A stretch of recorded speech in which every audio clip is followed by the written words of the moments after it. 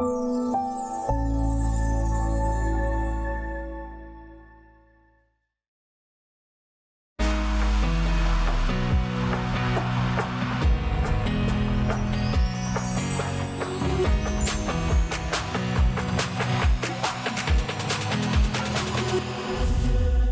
Heidi Holtan. I'm Director of Content at KAXE Public Radio.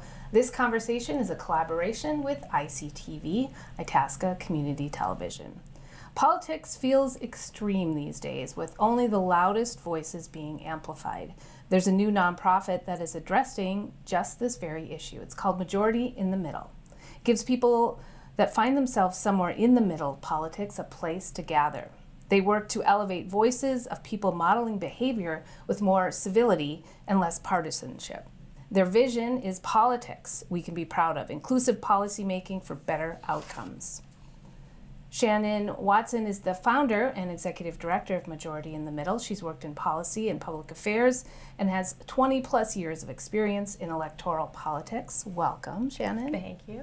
And Sandy Layman is here as well. She's from Cohasset. She has 35 years of experience advocating for community from a greater Minnesota perspective, also a former lawmaker. Thanks for being here. Thank you, Heidi.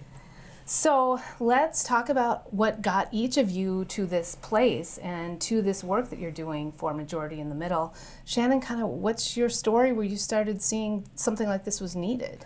You know, I come to this work very naturally. So my dad is a Republican. What I've started calling a legacy Republican. He's been a Republican his whole life. There's a strong military tradition in his family. And so he really lines up with that party platform. My mother, on the other hand, is a Democrat or a Libertarian, depending on the day and the issue. Sometimes we say she's so far left, she just wraps around the other side. But they have been married every day since June 6th, 1970. So going on 53 years. And they make it work. And so I literally learned bipartisanship at the dinner table. And we got all the lit, and we got all the door knockers, and you voted as soon as you were 18, and that was just kind of a given. So just this idea that has been percolating up in our communities that you can't be in relationship with somebody, that if you don't, vote the same way, is enormously foreign to me, because for every day of my life, I've had an example that people can make it work. Sandy, how about you? So you served 2 terms in the Minnesota legislature. You worked under Republican Governor Tim Pawlenty as commissioner of the IRRR. Correct. So people know you as a Republican, so they might be surprised for you to be doing this work. Right. Yeah. Well, Heidi. I've served 12 years really in public service, 8 years in the executive branch, and then 2 terms or 4 years in the legislature. And so I saw a couple of different sides of public service. And when I left in 2021, in fact, my last day I think was officially like January 4th, 2021. Well, we all know what happened on January 6th, 2021. And I literally stood in front of the television. I couldn't sit down and watched a mob of American citizens try and reverse an election, and violently so. Lives were lost. People were injured. And I just could not shake that horrible feeling that is this what the divisiveness has come to? And I knew I had to do something. I had that experience. I had those relationships. What do I do with that going forward now? And I was actually casting about with friends, and a former legislator directed me to Majority in the Middle, which was a new startup organization that spoke directly to the divisiveness and wanted to do something about it. And so I contacted Shannon, and she had a committee structure at that time, and I signed on. And then somewhat later, the opportunity came up to join the board of directors. And actually, I've been on the board for about 1.5 years now, and I have a real passion about the mission. We are a startup organization, so the world's the limit on what we can do, what we can imagine to do in this work.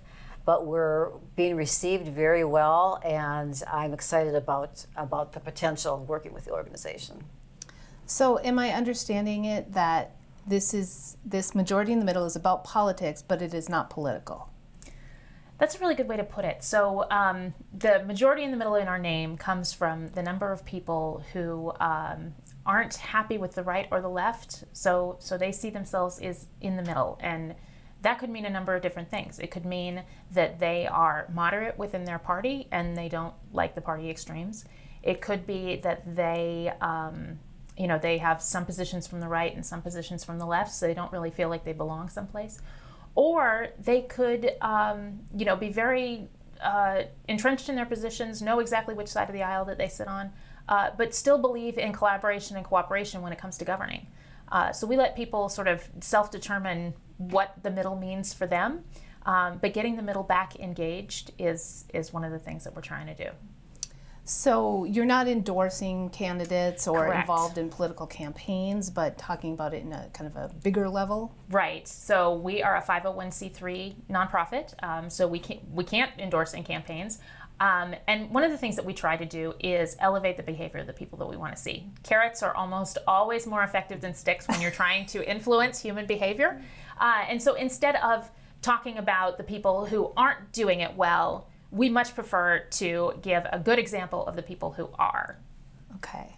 So let's talk about, we all kind of, I think this probably resonates with everybody, what you have both said already, but you aren't just kind of resting on those laurels. You sought out information and data to kind of prove what was going on in terms of the Minnesota legislature. You put out this report called The State of Bipartisanship.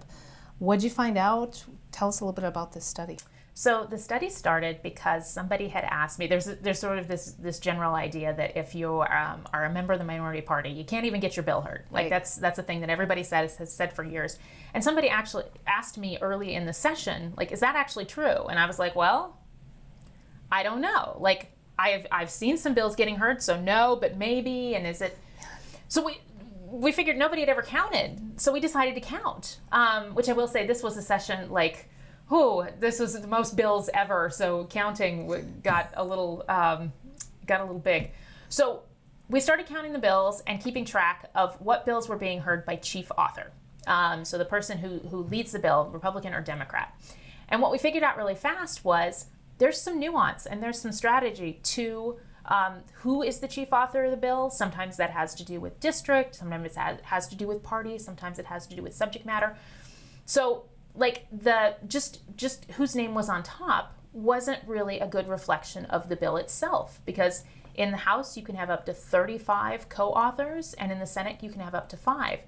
So we went backwards and we started tracking the bills that were getting hearings based on the total authorship of the bills. So what we saw was you could see this like red-blue divide of, this many Republican bills were getting heard and this many Democrat bills were getting heard. But then if you looked at it with that sort of purple scale of all of the authors, there was this huge purple swath in the middle, and some committees more than others, but there was this sort of hidden bipartisanship that was happening. And we think that's a really important story to tell, so that's really the thing that we've been amplifying the most from that study. So with that information, when it comes to elections, is that a selling point for people in terms of like their candidacy? In some districts, yes. In some districts, no. Okay. So we very specifically didn't tell anybody that we were counting this and focusing on it, because I wanted 1 year where it was just sort of a baseline. Like, this is what's happening when nobody's really paying attention. We are in the first year of a 2-year biennial cycle. Minnesota's on a 2-year cycle. So the information can and will change, and we'll put out our report in 2024 as well. But there will be people who sign on to different bills or get other people to sign on to their bills because they want a higher sort of bipartisanship, number. It's not a scorecard. We're not trying to shame anybody. We're not saying who's best or worst, because this is just one piece of bipartisanship. But so for some people, like saying, hey, look how bipartisan I am, is an electoral benefit. For some people, it is not. And so some of those scores are going to go up and some of them are going to go down, I think. So it was an interesting year in the legislature because Democrats had control over House, Senate, and the executive branch. This is your first study, but I'm assuming people assumed there was probably not much bipartisanship because of who was in control. Yeah, and the narrative that comes out of the end of the session controls a lot of that. So the way we do omnibus bills, so you can have a whole bunch of different bills that go through a committee and then they're lumped in together, and then those omnibus bills are generally the ones that come down to party line votes.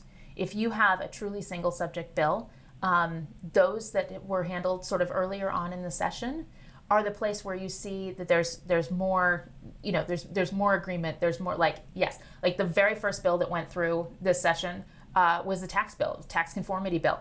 It passed both chambers unanimously. One of the reasons that it did was that it was highly based on work that was done at the end of last session, where the Democrats were in control of the House and Republicans were in control of the Senate. They had negotiated a deal that just didn't get through the end of session. So the two tax committees started with that when they started this session. And that was really the basis of it. It passed unanimously. But we don't talk about all the unanimous bills. We talk about the ones that wind up on the party line vote because it's an easier narrative. Well, I was going to wait till the end to ask this advice, but I'm in media. What advice do you have for media? Because it's very easy to assume that who you're broadcasting to, that they want to know that horse race or they want to know those extremes, that might make people pay attention a little bit more. Mm-hmm. We actually do have a body of work, and we want to pay some attention, along with counting what's happening in the committees. When you're in the Capitol all day, sometimes it's easier to find those stories of bipartisanship that are happening, and we're going to try to use our platform as much as we can and relationships we have with media to amplify those stories, because sometimes those are the really good ones that get told, but they're almost never on the cover of the paper because they're harder to find and because they're highly relationship based, and sometimes people want to tell them and sometimes they don't. So I think just sort of getting beyond what the bill is about and sort of what the sexy controversy is. Sometimes it's the smaller stories, but those are the ones that are really like affecting people's lives. Like, tax bill, not sexy. Right. So would you say, that kind of reminds me of, once we get into elections, that people know more about national elections than local elections because there's more media attention, it's more scandalous, and there's all that kind of stuff going on. Do you think it's more, Sandy, you mentioned the January 6th, but do you think Minnesota's more civil than Washington politics, or do you have any ideas on that? Well, I haven't seen a mob taking apart the Capitol of St. Paul or trying to overturn anything that's happening there. But I will say things get pretty hot and heavy. My time in the legislature was 2017 to 21, and I was surprised that some topics required us to have armed guards at the door and to have us enter and exit through side doors rather than coming down through the main entrance. So there are security concerns, certainly. As the atmosphere gets a little hotter, you sort of get a mob mentality because it's the people's house and it attracts protests. And if those protests become uncivil, it can quickly turn into something that you might have seen in Washington, D.C. So there's a potential there. There's time for us to turn the temperature down. And I think we were just talking with a couple of legislators that came out of a meeting we just attended. One DFLer and one Republican were there. And they were talking about the fact that there's a lot of new legislators. They had something like 60 new legislators, and many of them were just building relationships now coming out of COVID because they'd all been on Zoom. So now is the time to really work with those legislators. And I think one of the beauties of this report, I think, is because people change based on data, based on things you measure. If you're never measuring things, how can you claim success? And I think sometimes new legislators don't understand the importance of working across the aisle and what that means for long-term longevity in their role and longevity in governance. So I think by having this report and continuing to do this report on a regular basis, we're going to actually impact behavior that we wouldn't do otherwise. Did you go into the legislature wanting to be bipartisan, and what was that like for you? Well, I came into the legislature. It's kind of interesting because I'll never forget when I was in Governor Pawlenty's administration, it was the first time when I was filling out the paperwork and so on, I had to claim a party. I'd never had to claim a party before. And so, well, I was always more conservative. That was more my bent, so I Republican. Mm-hmm. Well, then I got to know the Pawlenty folks and so on. And we were sitting around a table the day that we were having our press conference where 2 other commissioners and I were being appointed. And it was our big press release. And the chief of staff came up to me and he said, now you're independent, right? And I thought, oh. I said, no, I'm a Republican. But I think I probably always had sort of an independent bent in that I appreciate listening to all views. And I certainly maybe don't meet all the litmus tests. And I think that is kind of a lost art. And I think that where you see people in leadership rise to leadership over the long term, they have to have those traits. They really do. So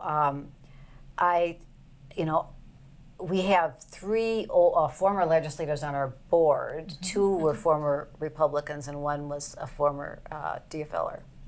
So it's wonderful working together.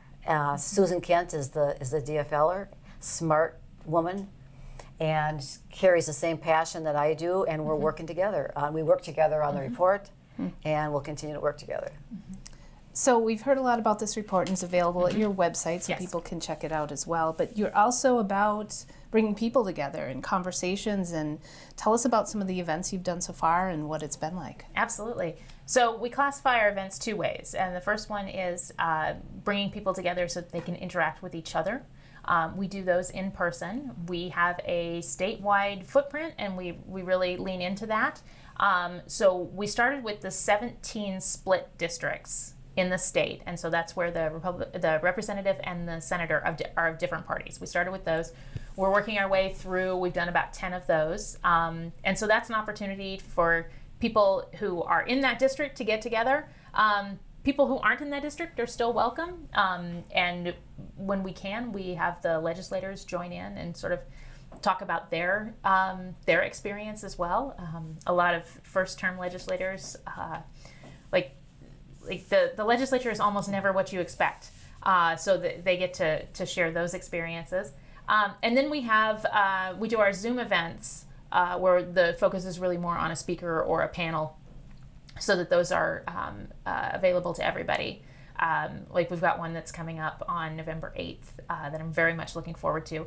So former Senator Susan Kent and current Senator Jeremy Miller, those 2, early on in their Senate careers, were part of a group that was called the Purple Caucus. And that group is not quite functional right now.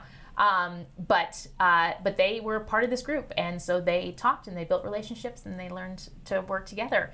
And so as they went on, they both became leaders. And so at one point, Jeremy was he was the majority leader, and Susan was the minority leader. And so our question for them for this Zoom conversation is, how did participating in that Purple Caucus group early on in your career sort of inform and influence when you became leaders? Because those leadership roles are not usually about the purple. They're about the red or the blue. Mm-hmm. And anyone can do that Zoom conversation? Yes, okay. Absolutely. So those are on our website. So we've talked about elected officials and politics, but how can we as citizens, are there small steps we can take to kind of move the discourse to more civil matters? Absolutely. There's about 10. I have a presentation that we just did to the Chamber of Commerce. I've been doing sort of a tour of Rotary clubs around the state. I think that if I had to distill it down to the number one thing is, if you have somebody who is in your life who you know votes differently than you and you don't agree with politically, most of us do not have the option of just not interacting with them, whether that's somebody in your family or somebody in your workplace or in a civic organization, and we don't want you to. But I would say find 5 things in your relationship that you have in common that aren't political, and prioritize those. There are very few relationships where you can't have a list of 5 things that you talk about and that you always go back to that won't sort of sustain your relationship in a way that you're just going to forget about, you're going to run out of things to talk about. So I think it's that, and then just this idea that that in politics, if you're not with us, you're against us. It's not if you're against us, you're against us, but it's if you're not with us, you're against us. And that has done a whole lot of damage because a lot of people don't feel like they're 100% one way or the other. And so just not assuming that all Republicans think this or all Democrats believe that. Give people some benefit of the doubt. And if they say, well, I identify as a member of this party, but this is what I believe, don't hold them hostage to something a member of Congress said in a press conference. So for each of you, what does success, if majority in the middle, look like? You know, we just had this conversation with somebody this week, and I loved what came out of that. We talked about this past week. I'm going to probably date this whole ICTV, but this past week, you know, we saw basically the House in the federal level shut down because there was no speaker, and we saw the turmoil, the dysfunction, and the arguments, and so on, and all because one far-right individual led the path to remove the current speaker. And so we talked about what is success, and we were saying, you know, right now the extremes have sort of hijacked the two parties. Success for us will be when the extremes are looking in from the outside, and those of us in the middle are operating the country, the state, the city council, the school board. How about you? I would say people who want their elected officials to cooperate and coordinate and work across party lines, you got to show up. You have to show up. You have to vote for those people. You have to caucus for those people. You need to, you know, vote for them in the primary if they're being challenged by somebody further left or right. The majority of the middle of us who have opted out, we need to get back in the game. And I think that's important because if we don't do it, then they can't. So, do you want people to get involved in other ways? Tell us kind of how the community can do something for the work you're doing. Absolutely. So one of the things that we did, so we just had our third birthday. So we're technically in year 4, and for years we were telling people about the organization, and they were saying, "This is great. I love it. How do I join?" And we didn't have a function for that. So a couple of months ago, we did launch a membership program. So people can be like right now, just metaphorically card-carrying member. We might actually get some cards because people like that idea of being a card-carrying member of majority in the middle. But you can join, and you can say that this is something that I believe in. Students are free. So high school, college, trade school students can join for free. Everybody else, the membership dues start at $25 a year and go up from there. If people want to give us more money, great, we'll take it. We will put it to good use. But we wanted the barrier to entry to be very low, because I think it's important for people to have a way to have ownership and say, yes, this is something that I believe in. And you know, you don't have to go to an event. You don't have to do the other thing. But if you want to put your name on this, we are happy to have you. Shannon Watson is the founder and executive director of Majority in the Middle, and Sandy Layman is on the board of directors. Thanks for your time today. Thank you so much for the conversation. Thank you.